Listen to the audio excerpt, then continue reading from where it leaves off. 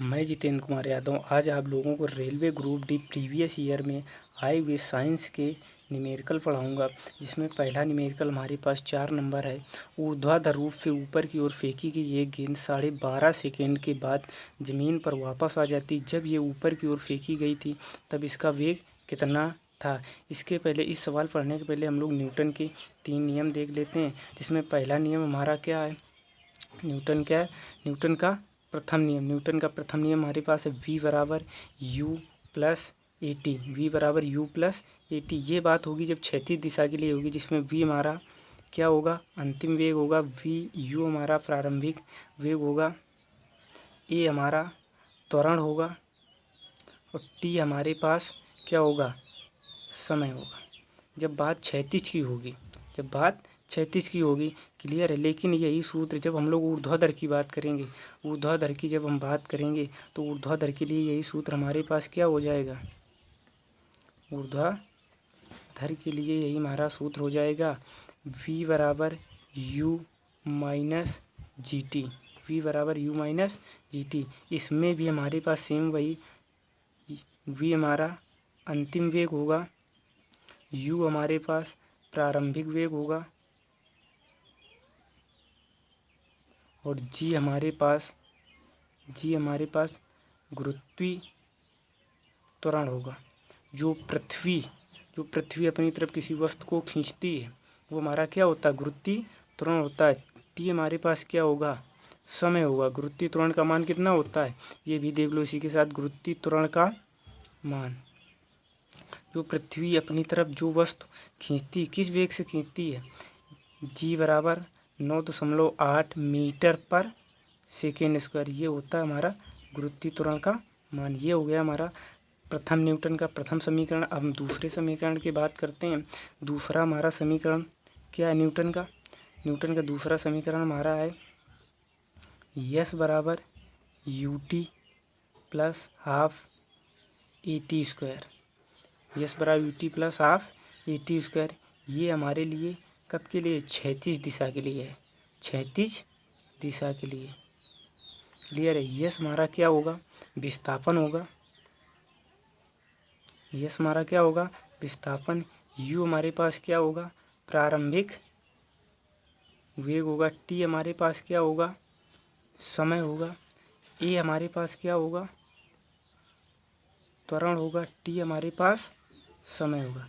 लेकिन यही सूत्र हम उस पर बात करेंगे ऊर्ध्वाधर में। तो ऊर्ध्वाधर में हमारे पास सूत्र क्या बनेगा, ऊर्ध्वाधर के लिए हमारे पास सूत्र होगा एच बराबर U T minus half G T square. H बराबर U T minus half G T square. H हमारे पास यहाँ पर क्या हो जाएगी, वहाँ पर विस्थापन था, यहाँ पर क्या हो जाएगी, ऊंचाई। यू हमारे पास प्रारंभिक वेग होगा। टी हमारे पास समय होगा। यहाँ पर जी हमारे पास क्या हो जाएगा, गुरुत्वीय त्वरण। क्या हो जाएगा, गुरुत्वीय त्वरण हो जाएगा हमारे पास। और टी हमारे पास क्या होगा, समय होगा। यहाँ पर सूत्र हमारा था यस बराबर U T plus half A T square. यहाँ पर ऊर्ध्वाधर क्या है हमारे पास, यस बराबर U T minus half G T square है। एक हमारा तीसरा न्यूटन का नियम क्या हमारे पास है, वी स्क्वायर बराबर u square plus 2 AS। V square by u square plus 2 AS। ये किसके लिए है, क्षैतिज दिशा के लिए, क्षैतिज दिशा के लिए। यहाँ पर v हमारा क्या होगा, अंतिम वेग। u हमारे पास क्या होगा, प्रारंभिक वेग। a हमारे पास क्या होगा, त्वरण। और यस हमारे पास क्या होगा, विस्थापन। क्लियर है। लेकिन अगर बात ये तो हमारे पास क्षैतिज के लिए, अगर हम बात करेंगे ऊर्ध्वाधर के लिए तो क्या हमारा समीकरण होगा, ऊर्ध्वाधर के लिए होगा हमारा वी स्क्वायर बराबर यू स्क्वायर माइनस 2GH। यहाँ पर वी हमारे पास वही अंतिम वेग होगा। क्या होगा, अंतिम वेग होगा। यू हमारे पास प्रारंभिक वेग होगा। जी हमारे पास गुरुत्वीय त्वरण होगा, यच हमारे पास ऊंचाई होगी। ऊर्ध्वाधर और क्षैतिज की बात हम लोग समझ लेते हैं। क्षैतिज की बात होगी, इस तरह बात होती है। क्षैतिज की बात ये होती है, अगर इस जगह से यहाँ तक हम चले तो ये हमारा क्या है, विस्थापन है। अगर सपोज दैट यही बात हम कर लेते हैं इस तरह की, अगर इसी तरह हम कोई वस्तु ऊपर की तरफ फेंक रहे हैं तो ये हमारी बात किसकी हो रही है, ऊर्ध्वाधर की। अगर हम किसी चीज़ को ऊपर की तरफ फेंकेंगे तो हमारा जी का मान माइनस में रहेगा, 9.8 मीटर पर सेकेंड स्क्वायर। अगर कोई वस्तु ऊपर से नीचे की तरफ आएगी, अगर ऊपर की तरफ होगी तो जी का मान हमारा -9.8 मीटर पर सेकेंड होगा। अगर नीचे की तरफ वस्तु आएगी तो जी का मान हमारा क्या होगा, प्लस का 9.8 मीटर पर सेकेंड स्क्वायर। अगर वस्तु नीचे से ऊपर जा रही है, जितना विस्थापन हो रहा वही हमारी क्या होगी, ऊंचाई होगी। अगर यही क्षैतिज पर बात करेंगे तो वही हमारा क्या होता है, विस्थापन। यहाँ पर यश रहता है, यहाँ पर हमारे पास क्या रहता है, यहाँ से यहाँ तक लेकर ये हमारे पास क्या होगी, ऊंचाई होगी। क्लियर है बात। अगर हम नीचे से वस्तु ऊपर की तरफ फेंकेंगे तो हमारा जी का मान माइनस में रहेगा, अगर वस्तु ऊपर से नीचे की तरफ आएगी तो हमारा प्लस में रहेगा। अगर ये हमारे पास 3 नियम थे मेन, 3 नियम के हमने 3 नियम और बनाए उसके, अगर ये 6 नियम हमको याद हो जाएं तो फिजिक्स के न्यूमेरिकल सारे हमारे आसानी से हल हो जाएंगे। देखो अभी हम सारे हल करवा रहे हैं, किस तरह होंगे। हमारा पहला क्वेश्चन है, ऊर्ध्वाधर रूप से ऊपर की ओर फेंकी गई एक गेंद 12.5 सेकेंड के बाद ज़मीन पर वापस आ जाती है। जब ये ऊपर की ओर फेंकी गई तब इसका वेग कितना था। हमारे पास यहाँ से यहाँ तक हमने गेंद फेंकी, यहाँ से यहाँ तक हमने गेंद फेंकी, यहाँ से लेकर यहाँ तक हमने गेंद फेंकी। टी समय लगा होगा यहाँ से यहाँ तक जाने में, और यहाँ से जब यहाँ वापसी उसी बिंदु पर आएगी टी समय और लगेगा। तो टी समय मिलकर कितना समय लगा हमें, 2t समय लगा। लेकिन सवाल में हमें कितना का आ गया है, 12.5 सेकेंड, 12.5 सेकेंड। टी बराबर हमारे पास कितना आ जाएगा, 12.5/2। क्लियर है, ये हमारे पास समय आ गया। समय में मालूम है हमें, इसके अलावा इसमें जी का मान दिया गया, जी का मान हमारे पास कितना दिया गया है, 10 मीटर पर सेकेंड स्क्वायर। हमसे पूछा गया है कि जब ये ऊपर की ओर फेंकी गई तब इसका वेग कितना था। हमसे ये पूछा गया, जब ऊपर की ओर फेंकी गई तब इसका वेग कितना था। तो हम सूत्र कौन लगाएंगे, v बराबर u minus g T. Clear है, v बराबर u माइनस जी टी। जब ये गेंद ऊपर की ओर फेंकी गई होगी तो इसका विस्थापन क्या रहा होगा, हमारे पास यहाँ पर क्या रहेगा, हमारे पास जब ऊपर की ओर फेंकी जाएगी हमारे पास तो क्या रहेगा, यहाँ पर जब ये अंतिम बिंदु पर पहुँचेगी तो यहाँ पर v का मान कितना रहेगा, हमारे पास 0 रहेगा। तो v का मान हमारे पास कितना आ जाएगा, 0। v बराबर u का मान हमें ज्ञात करना है, माइनस जी का मान हमें दिया गया कितना है, 10 गुणा टी का मान हमारे पास कितना है, 12.5/2। 2 से काटेंगे यहाँ कितना आएगा, 5। 5 गुणा इसमें करेंगे कितना आएगा, 5 गुणा 5 25, 2 बचे, 5 दूनी 10, 2 12, 80 लगा 1। यहाँ कितना, 5 एकम 5 कितना आएगा, 62.5 आएगा हमारे पास। क्लियर है, ये आ जाएगा हमारे पास, आएगा u माइनस 6.25 बराबर 0। तो u बराबर हमारे पास कितना आ जाएगा, u बराबर 6.25 मीटर पर सेकेंड। यही हमारा आंसर हो जाएगा। हमारे पास कौन सा ऑप्शन सही हो जाएगा, हमारे पास 62.5 आएगा। कौन सा ऑप्शन सही हो जाएगा, ये नंबर हमारा ऑप्शन सही हो जाएगा। चलो हम लोग अगला क्वेश्चन देखते हैं न्यूमेरिकल का। हमारे पास अगला क्वेश्चन है 10 नंबर हमसे कह रहा है एक लेंस की फोकस लंबाई 50 सेंटीमीटर है, तो इसका पावर बताएं। एक लेंस की फोकस लंबाई में दी गई है, एफ बराबर हमें दिया गया है, एफ बराबर हमें दिया गया है 50 सेंटीमीटर। क्लियर, हमसे पावर पूछा गया है। हमेशा पावर और फोकस लंबाई का एक दूसरे से संबंध व्युत्क्रमानुपाती होता है। P बराबर होता है हमारे पास सूत्र 1/f। अगर फोकस लंबाई बढ़ेगी तो पावर की क्षमता लेंस की घटेगी, अगर लेंस की पावर की क्षमता बढ़ेगी तो फोकस लंबाई कम हो जाएगी। क्लियर है। एक और रूल है हमारे पास, हमेशा फिजिक्स में वैल्यू मीटर में चलती है। हमारे पास यहाँ कितना है 50 सेंटीमीटर। हमें निकालना क्या P बराबर 1/f की जगह हम कितना रखेंगे 50। अगर इसे मीटर में बनाना है तो कितने से भाग करें 100 से। 50/100 यहाँ काटो 50 एकम 50, 50 दूनी 100, ये ऊपर जाएगा तो P बराबर हमारे पास कितना आ जाएगा 2। अब लेंस की यूनिट क्या होती है P बराबर, लेंस की यूनिट क्या होती है डायोप्टर, तो P बराबर कितना आ जाएगा 2 डायोप्टर। ये हमारा आंसर हो जाएगा। क्लियर है। हमारा कौन सा ऑप्शन सही हो जाएगा, ये नंबर ऑप्शन सही हो जाएगा। चलो हम लोग आगे देखते हैं क्वेश्चन। अब हमारा अगला क्वेश्चन हमारा है 35 नंबर। 35 नंबर सवाल कह रहा है हमसे, 35 नंबर सवाल हमसे कह रहा है 20 मीटर ऊंचे टावर के शीर्ष पर एक लड़का एक पत्थर फेंकता है। मान लीजिए g बराबर 10 मीटर पर सेकेंड स्क्वायर है। जिस वेग के साथ पत्थर ज़मीन पर हिट करता है वह बताइए, वह मतलब उसका वेग बताइए जिस समय वह यहाँ पर हिट करता है। ठीक है, तो हमारे पास ऊंचाई कितनी दी गई है, h बराबर हमारे पास कितना दिया गया है 20 मीटर पर सेकेंड। हमारे पास ऊंचाई कितनी दी गई 20 मीटर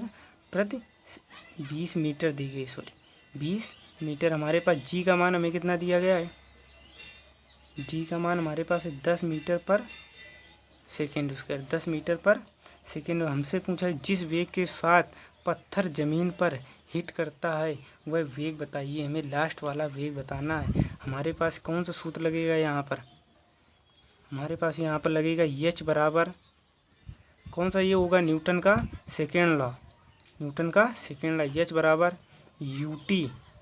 अब ये बताओ यहाँ से नीचे की तरफ आ रही वस्तु, नीचे की तरफ आ रही है, अगर नीचे की तरफ आएगी तो g का मान किस में रहेगा प्लस में रहेगा, तो h बराबर ut plus half gt square. Clear है।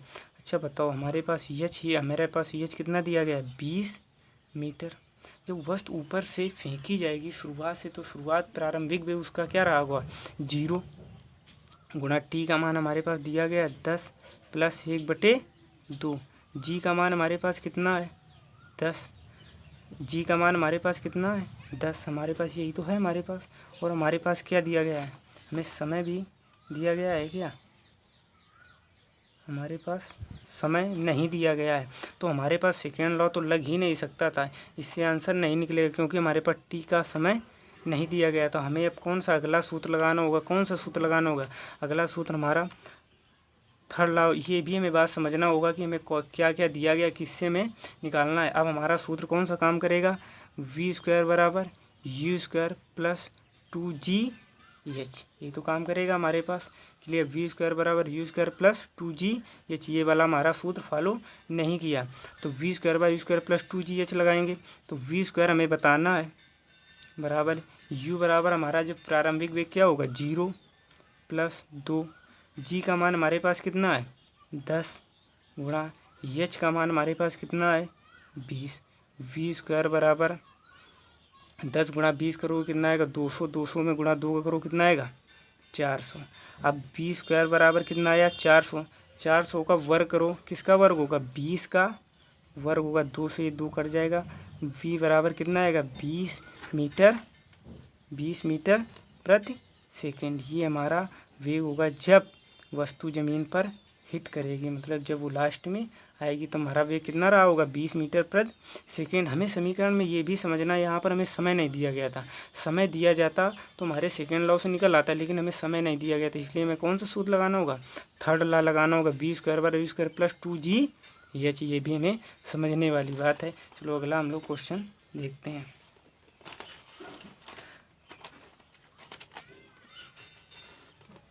अगला क्वेश्चन 40 नंबर हमसे पूछा गया है। हमें सीधे इसमें बताना है, क्या पूछा गया है कि पृथ्वी का द्रव्यमान कितना है। तो इसे सीधे हम लोग डायरेक्ट याद रखते हैं। पृथ्वी का द्रव्यमान होता है हमारे पास 6.25 भी आ जाता है, गुणा 10⁻24 ये वैल्यू होती है। क्लियर है। अब ये भी हो सकता है और समथिंग 6 भी हो सकता है। तो 6.25 गुणा 10⁻24 ये आ सकता है। नहीं तो हमारे पास इसमें ऑप्शन क्या है, हमारे पास 6 गुणा 10⁻24 किलोग्राम, यही हमारा ऑप्शन सही होगा। अब हम लोग अगला देखते हैं क्वेश्चन। हमारे पास अगला सवाल है, हमसे कह रहा है कि यदि 25 किलोग्राम के द्रव्यमान वाली कोई वस्तु 8 मीटर प्रति सेकेंड स्क्वायर, यहाँ पर हमें क्या दिया गया है 8 मीटर पर सेकेंड, उसका मतलब समान त्वरण के साथ गतिमान है, तो वस्तु द्वारा लगाया गया बल कितना होगा। हमसे पूछा गया है बल, क्लियर है। और यह बराबर बल बराबर क्या होता है हमारे पास सूत्र, बल बराबर होता है द्रव्यमान गुणा त्वरण। क्लियर है। हमारे पास F बराबर क्या आएगा, द्रव्यमान हमें कितना दिया गया है, द्रव्यमान हमें दिया गया है 25 किलोग्राम। कितना दिया गया है 25 किलोग्राम। त्वरण हमारे पास है 8 मीटर प्रति सेकेंड स्क्वायर। F बराबर कितना आएगा 25 गुणा 8 करो कितना आएगा 200। क्लियर है। अब बात ये आती है हमारे पास, यहाँ पर देखो चारों ऑप्शन में 200 है, इसमें भी 200, इसमें भी 200, इसमें भी 200, इसमें भी 200। मीटर प्रति सेकेंड स्क्वायर, मीटर सेकेंड किसी का यूनिट नहीं होता, मीटर प्रति सेकेंड स्क्वायर ये त्वरण का होता है। अगर जूल है 200 जूल तो ये कार का है या ऊष्मा का है। हमारे पास ये न्यूटन है, हमारे पास बल का क्या होता है यूनिट, न्यूटन होता है। तो हमारे पास कितना आएगा 200 न्यूटन, ये हमारा आंसर आएगा। ये कौन सा ऑप्शन हमारे पास है, डी नंबर ऑप्शन है। हमें यूनिट भी चेक करना है सही तरीके से, जिसमें सही फॉलो करेगा वही हम लोग आंसर लगाएंगे। क्लियर है। चलो आगे देखते हैं।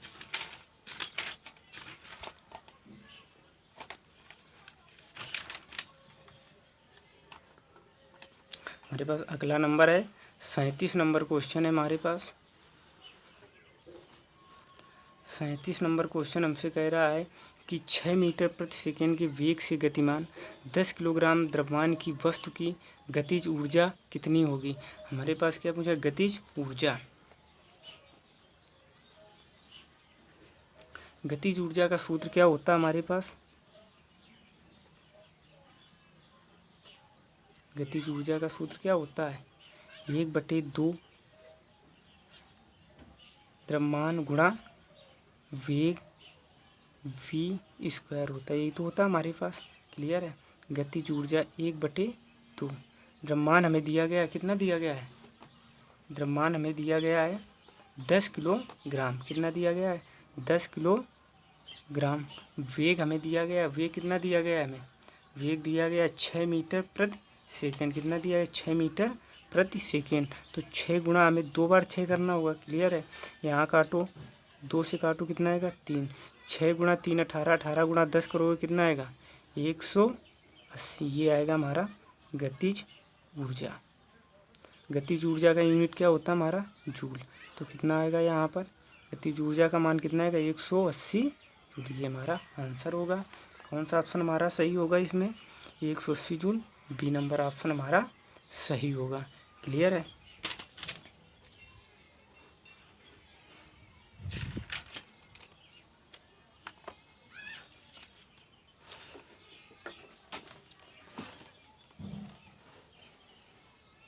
चलो हम लोग अगला क्वेश्चन देखते हैं।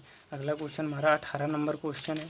18 नंबर क्वेश्चन हमसे कह रहा है एक टावर के शीर्ष से भूमि पर स्थित एक बिंदु ए का उन्नयन कोण 30 डिग्री है। टावर के पाद की ओर 20 मीटर स्थित बिंदु यक्ष तक जाने पर उन्नयन कोण बदलकर 60 डिग्री हो जाता है। बिंदु ए से टावर की दूरी कितनी है। कल जो हमने वीडियो अपलोड किया था उसमें सेम इसी तरह के क्वेश्चन हमने बताए थे। क्लियर है। अगर जिसने अच्छी तरह से देखा होगा उसका सवाल लग जाएगा। हमारे पास क्या है एक टावर के शीर्ष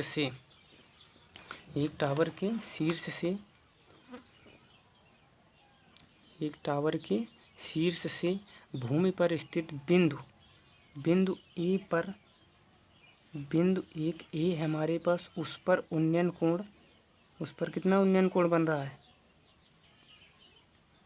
उन्नयन कोण कितना बन रहा है हमारे पास? 30 डिग्री। 30 डिग्री में कल हम लोगों ने बात बताई थी, हमारे पास ऊंचाई होती है, एक आधार होता है √3 और कण हमारे पास होता है। तो क्लियर है। इसके बाद क्या कह रहा है? टावर के पाद की ओर 20 मीटर स्थित टावर की तरफ चलने पर बिंदु यक्ष तक जाने पर, टावर की तरफ चलने पर, टावर ये है हमारे पास, ये टावर है। टावर की तरफ चलने पर, टावर की तरफ चलने पर कितना चला वो? यहाँ से लेकर यहाँ तक वो चला 20 मीटर। कितना चला? 20 मीटर। यहाँ पहुँचा, यहाँ पर पहुँचा बिंदु यक्ष पर। यहाँ पर जब वो पहुँचा तो यहाँ से टावर की शीर्ष से उसका कोण अब बन रहा है 60 डिग्री। कितना बन रहा है? 60 डिग्री। क्लियर है हमारे पास? 60 डिग्री बन रहा है। तो बिंदु ए से टावर की दूरी कितनी है ये हमसे पूछा गया। क्लियर है। कल हम लोगों ने बात की थी, यहाँ पर देखो ऊंचाई हमारे पास सेम है, लेकिन आधार तो बदल गया। 60 डिग्री का आधार अलग हो गया और टोटल 30 डिग्री का आधार अलग हो गया। तो हमें यहाँ पर ऊंचाई सेम करना होगा। 60 डिग्री के लिए हमने क्या बताया था? √3/1। क्लियर है। और हम 30 डिग्री के लिए क्या बताया था? 1/√3। हमारे पास यहाँ बताओ हाइट सेम है? नहीं है। तो हमें यहाँ पर इसको बनाना होगा √3। तो √3 बनाने के लिए यहाँ पर √3 का गुणा करें। अगर ऊपर करेंगे तो फिर हमें नीचे भी करना होगा। यहाँ कितना आएगा? √3/3। ऊंचाई हमारे पास सेम हो गई। ऊंचाई सेम हो गई तो यहाँ पर कितना आ जाएगा हमारे पास? √3। और यहाँ पर हमारे पास कितना आ जाएगा? टोटल हमारे पास 30 डिग्री की आधार कितना आया? 30 डिग्री कोण यहाँ से यहाँ तक टोटल बन रहा है।